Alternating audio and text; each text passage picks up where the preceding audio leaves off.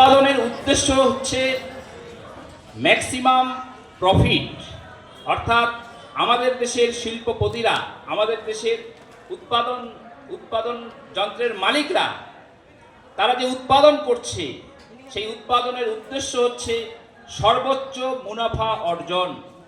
অর্থাৎ আমরা যে বেঁচে থাকার জন্য ওষুধ খাই, ঠান্ডা দূর করার জন্য, কাটানোর জন্য যে বস্ত্র পরছি, এই যে ওষুধ বা বস্ত্র যাই উৎপাদন করা হচ্ছে না কেন, এটা এই জন্য উৎপাদন করা হচ্ছে না যে এগুলো মানুষের জীবনের অত্যন্ত গুরুত্বপূর্ণ মৌলিক প্রয়োজন। এই মৌলিক প্রয়োজনকে মেটানোর জন্য কিন্তু আমাদের দেশে উৎপাদন হয় না। তাই উৎপাদন হচ্ছে সর্বোচ্চ মুনাফা অর্জনের লক্ষ্য নিয়ে।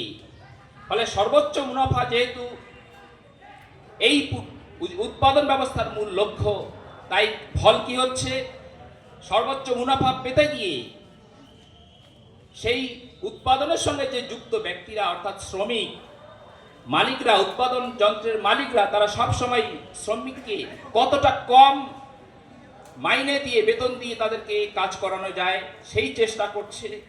আরেকদিকে কি করছে, যা উৎপাদিত পণ্য সেটা বাজারে বিক্রি হচ্ছে অত্যন্ত চড়া দামে, যার ফলে সেই দামে কেনার মতো যে মানুষ, ক্রেতা, সেটা কিন্তু এই ব্যবস্থায় নেই।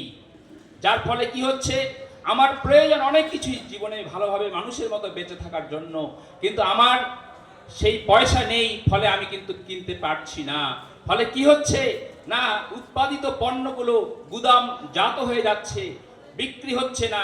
ফলে এই যে একটা পরিস্থিতি, এই পরিস্থিতি চলার কারণে কিন্তু আজকে মানুষ তখনই কিনতে পারবে যখন তার মজুরি সে ন্যায্য মজুরি পাবে।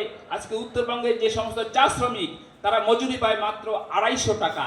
সেই 250 টাকা মজুরি পেয়ে সে খাবে না, পড়বে না, ছেলে মেয়েকে লেখাপড়া শেখাবে, ফলে তার পকেট ফাঁকা। ফলে তার যে জীবনের প্রয়োজনগুলো মেটানোর জন্য যা কিছু কেনা দরকার সে কিনতে পারছে না। আর না কেনার ফলে উৎপাদিত পণ্যগুলো আজকে গুদামে মজুদ হয়ে থাকছে, যার ফলে সমস্যার সমাধান হচ্ছে না। ফলে বেকার সমস্যা এই সমাজে এই জন্য সমাধান সম্ভব নয়। ধন্যবাদ।